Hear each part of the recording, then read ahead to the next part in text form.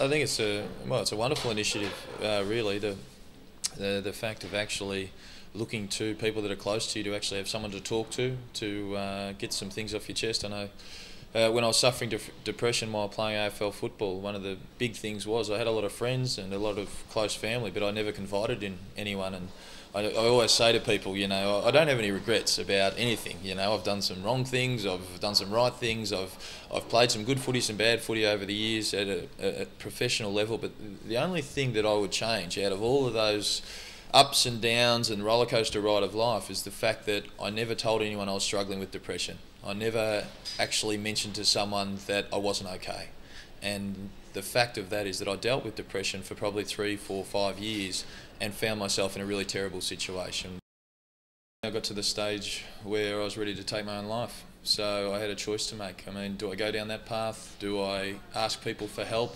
Do I run away from it? Do I go back to the country area where I was brought up and try and run away from my problems? And in the end, I chose to confront it, to deal with it, to find out what was wrong and get some help. And well, the amazing thing was, as soon as I actually admitted I did have a problem, admitted that I was trying to work out what was going on and asked the right people for help, I told my family, friends, but then sought out specialists on depression, the amount of help I received and the amount of support I got was just absolutely amazing. So the decision to actually confront my problems, the decision to get on the front foot and deal with it and let people know that I was struggling was the best decision you could ever make. And hopefully that's the message. If ever I try and get a little message across, it is to confront the issue, don't run away from it, don't just try and deal with it by yourself.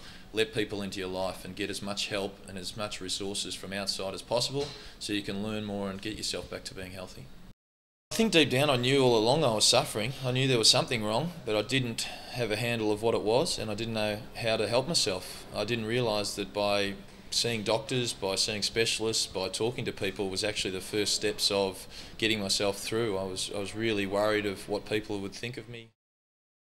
I've got to make sure that I get enough sleep of a night time, and if I don't, I've got to make sure I get some during the day, because as soon as I stop getting enough sleep, I really my health takes a bit of a turn for the worse.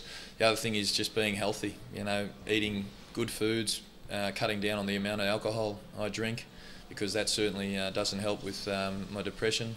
And the other part to it is keeping as much of my life in order and taking as much pressure out of my life as I possibly can, as simply as keeping a diary. So every night before going to bed I write down the 6 things or 5 things that I need to get done the next day, write down a plan for doing them, and that way going to bed I've got nothing to really stress about. So when things pop into my head I can then go, no, I've got everything under control.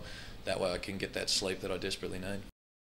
The first time I tried to let people know I was struggling, I hit a brick wall really, and found myself right back where I started with no help and probably feeling a little bit like my pride had been dented for trying to talk about it. So the interesting thing is asking the first time may not work, but you've got to continually try and get that help. And I think people who are around as well need to be more persistent as well. So you might ask the first time, are you okay? But get nothing. You might ask a second time, but if you're persistent and consistent about it and show people that you care, and when someone's someone's ill, if you're there for them and just consistently being there for them, eventually they'll open up.